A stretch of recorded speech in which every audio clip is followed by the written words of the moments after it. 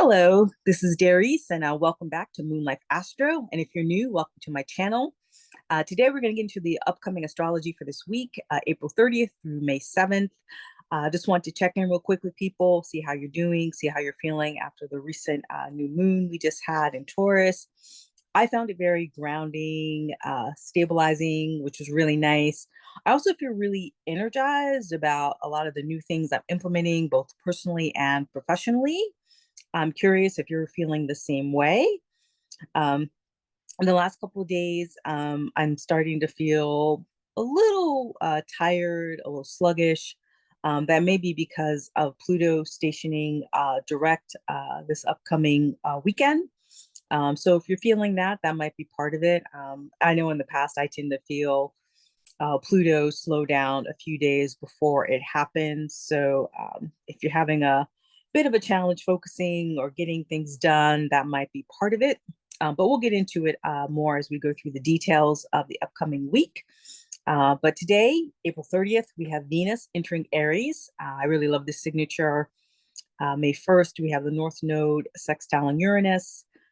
Venus on May 2nd will conjoin Neptune. May 4th, Pluto will station retrograde. May 5, Mercury sextiles Jupiter. And May 6th, Venus sextiles Pluto. And so I'm going to break that all down, give you some suggestions on how to work with the energy, and hopefully all is well. Hopefully you are taking care of yourself. If you're in the Northern Hemisphere, hopefully you're enjoying the spring weather. I know I certainly am. I'm definitely getting out there more, and hopefully you are doing that as well.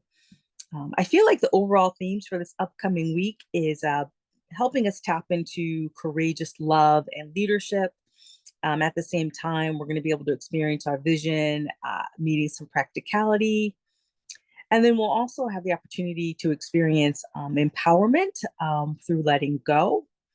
And feel free, if you like the channel, to like this video, and please do subscribe. It does help me get the word out to more people. And with that, let's just get right into it. Like I said, today, April 30th, Venus enters Aries. I love this signature. Bold, brave, unapologetically you. It's nice that Venus is leaving that dreamy Pisces energy that we've been in for pretty much all of April. And we're now going into action-oriented, assertive Aries. This allows us to have our passion lead us from the heart and move into action. So if you felt like you had a hard time getting some traction going on some things, Venus moving into Aries can kind of give you like that boost of energy, kind of a bit of a supercharge or turbocharge. And if you had some recent epiphanies during the Venus retrograde around your money, your personal relationships, your professional relationships, anything that you needed to upgrade in order to really embody your self-worth, your self-value, your self-love, Venus going into Aries gives us the opportunity to experience that, to enjoy that energy, to really begin to embody it and live from it. In a nutshell, confidence and courage. So, these next few weeks while Venus is in Aries, great time to launch a bold offer, is another way to own your value, potentially raise your prices if you've decided that's what you want to do. In a nutshell, say yes to what ignites you and say no to what doesn't without guilt or without shame. A planning tip, maybe you could update your brand voice, your headshots, as well as your pricing, like I mentioned earlier. Something to reflect on could be, where have I been playing small or waiting for permission? And to do that, maybe you could have a ritual where you light a red candle. Maybe you work with red carnelian by having that, on your altar space or on your workspace. You could write a bold declaration of what you desire, what you want to receive without apology in love, creativity, and or your business. And then read that declaration 3 times out loud each day in the mirror. One suggested affirmation I have for you and myself is my power comes from my heart. May 1st, we have the North Node sextiling Uranus. This could be a time and a day where we have some liberating insights and unexpected soul opportunities, something that helps you really get more in alignment with your purpose and your calling. So be on the lookout for that. Maybe keep your notes app handy or a notebook on you around May 1st.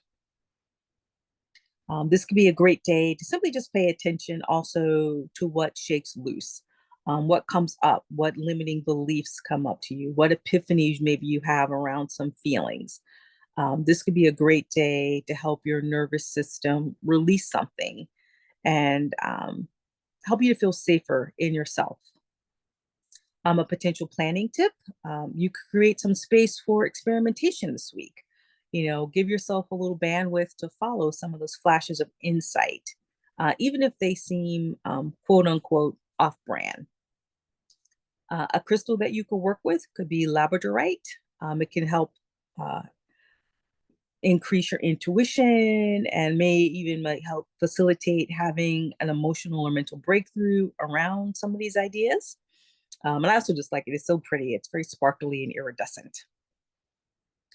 This could be a great crystal to use with a morning meditation, or you could actually just go on a spontaneous walk, or maybe take a swim if you're near water or the ocean.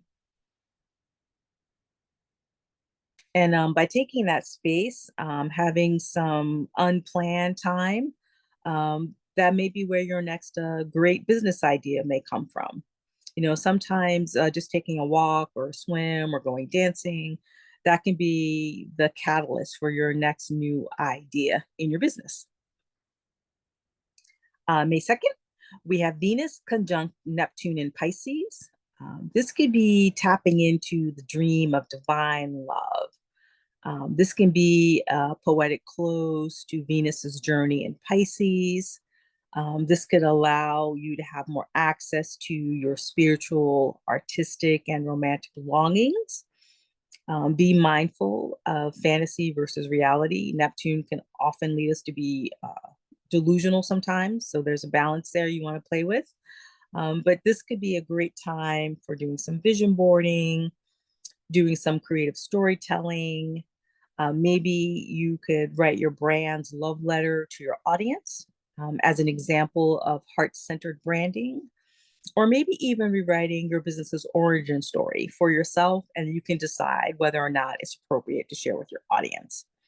But again, Venus conjunct Neptune, it's a great opportunity to tap into romanticism, vision, artistry, and unconditional love. A crystal that you could work with is rose quartz, great for universal love, tapping into divine feminine energy and softness. And by working with rose quartz, maybe you could take a bath with rose petals and sea salt while you have the rose quartz, like maybe on the edge of the bathroom or, in a candle. Sometimes you can buy candles with crystals in them, or you could put your crystal, a small one, in a tea light candle and then burn the tea light candle. That's one way to work with crystals as well. And then a prompt that you could reflect on while you're in that bath. What would it feel like to create from love, not fear? And if taking a bath is not an option, another option is to simply do some journaling before bedtime. Maybe one of the things I like to do is I will ask myself or my spirit guides a question, and I'll ask them to give me the answer in a dream. And I'll ask that I remember the answer and that I write it down when I first wake up. And I keep a notebook on my nightstand so that I can do that when I wake up in the morning. Excuse me. And now, May 4th, we have Pluto stationing retrograde in Aquarius. This is an opportunity to rewrite the rules of power. Pluto goes retrograde every year for about 6 months. It's going to be retrograde now from May 4th until October 13th. So this entire 6-month period could be a really great time to do a deeper level of the shadow work that I've been inviting people to do all of this year. I also intuitively feel like Pluto being retrograde around this time of the year, it's another opportunity, another check-in point to see where we are with Pluto having moved into Aquarius. what new systems have been shaken loose, what's been released. It's obvious to see what's been happening on the collective level, but it's always a good opportunity to look at what structures have been upended or uprooted or released in your personal life and your businesses, and what have you learned so far, and what needs to be integrated. I think we can use this slowdown of Pluto during these next 6 months to really hone in, implement what we've learned so far in 2025, what's not working, what is working, and take it to the next level. And I think this Pluto retrograde is going to give us more opportunities to see what is not working, what needs to be released, what needs to be upgraded, what needs to be shifted, and to go into that with an open mind and an open heart. And the more proactive we can be about the changes that we make, both in our businesses and in our personal lives, um, it's been my experience that retrogrades are easier when you just basically dive into what the retrograde is asking us to overhaul. And so with Pluto, it's about that shadow work, the deeper levels of transformation that need to be made, our relationship to our own internal power, communication dynamics that may feel outdated or performative. This is an opportunity to find ways to release them. And because the retrograde is 6 months, you don't have to do it all at once. You don't have to do it in one week. This could be something that maybe you work on with your therapist, or other healers that you work with, energy healers, doing the body work, the somatic work. Sometimes one way to do some of this shadow work is to ask your body to show you what needs to be released. Maybe you don't always need words or to know what the actual emotional pattern is, but if you have aches or pains or recurring physical issues, just simply give the body space to communicate with you, to ask your body, what are you showing me? Where do I need to slow down, or, guide me towards the nutrition I need, the supplements, what types of water do I need to be drinking, that sort of thing. And just whatever intuitive you hit again around that, whatever your instinct tells you that your body needs. When you hear that answer, just simply listen to it, follow it. That could be one way to use this Pluto retrograde to help yourself become stronger, have a stronger physical foundation, and look at where you can have a stronger foundation in other areas of your life. One particular prompt could be, what are you outsourcing? Excuse me, I'll start over with prompt. Where are you outsourcing your power to trends, gurus, or old strategies? Where are you outsourcing your power to trends, gurus, or old strategies? Where are you outsourcing your power to trends, gurus, or old strategies? And a crystal to work with could be Black Obsidian. It's great for protection and transformation. And when you come up with the things that need to be released, you could write those on a piece of paper or symbolically burn or bury them, in the ground, as a way to symbolize that release. Mercury 5th, May 5th. Ha, gracious. May 5th, Mercury sextiles Jupiter. So say it, share it, teach it. Mercury communication coming together in a supportive aspect with Jupiter, the planet of abundance, optimism. You can tap into that optimism, that wisdom, expansive thinking. And this is another check-in point post Mercury retrograde. What have you learned from the recent Mercury retrograde? And what do you have to share with your audience or with people in your personal life around what you learned during this past Mercury retrograde? May 5th could be a great day to share that. It's also Cinco de Mayo, so if you're going to be celebrating that, have fun, enjoy it, be safe. But May 5th could be a great day also for releasing a new idea. It could be a good day for hosting a workshop or doing a live. Basically writing any kind of content that educates or uplifts.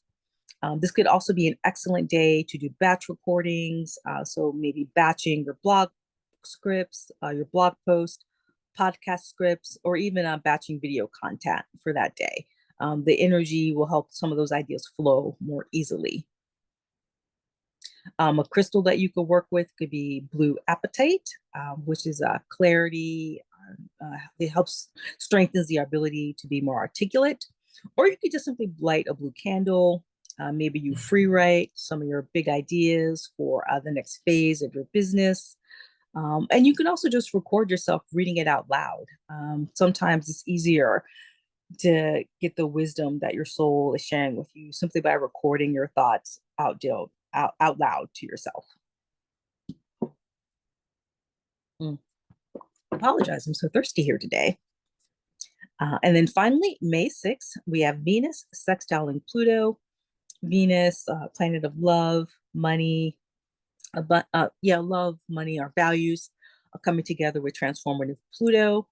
This can help us embody more of our natural magnetism, this energy. Basically, power meets desire.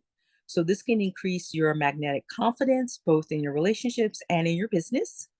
It's another aspect of linking our heart and our power. So this can be an excellent day for financial manifestations, sales calls, or working on deepening your intimacy in your personal relationships. Venus sextiling Pluto, it's a great reminder that you don't have to chase. Magnetism is about embodying your worth. A potential planning tip, you could review your finances or plan a high value ticket offer. In a nutshell, this is a great time to tap into what it feels like to receive and own your power. So a potential ritual idea, you could simply wear something red, set a wealth intention, and declare what you deserve out loud. Maybe look in the mirror, tell yourself what that is. Garnet is a great stone to work with, or crystal, embodies sensuality. In addition to dressing in red, maybe you dance to a sensual song to tap into that energy. And again, use the time to reflect on what would it feel like to be fully magnetic in my body in terms of attracting wealth as well as love. And if you'd like, you could also just simply write a wealth or love affirmation and place it on your mirror or on your altar. Well, that's basically it in a nutshell. Hope you're taking care of yourself. Hopefully, all is well with you. Again, recap of the key dates: April 30th, Venus in Aries, claim your worth. May 1st, North Node conjoins Uranus, lean into divine detours. May 2nd, Venus conjoins Neptune, trust your dream. May 4th, Pluto stations retrograde, take back your power. May 5th, Mercury conjoins Jupiter. Do I have that right? I feel like that's wrong. Mercury sextiles Jupiter. Mercury sextile Jupiter, speak your truth and teach it. And then Venus sextile Pluto, May 6th, powerfully receive. Next week, we'll be talking about the upcoming full moon in Scorpio. That'll be May 12th. Until then, take care of yourself. Wishing you love, peace, joy. Peacefully yours, Aries.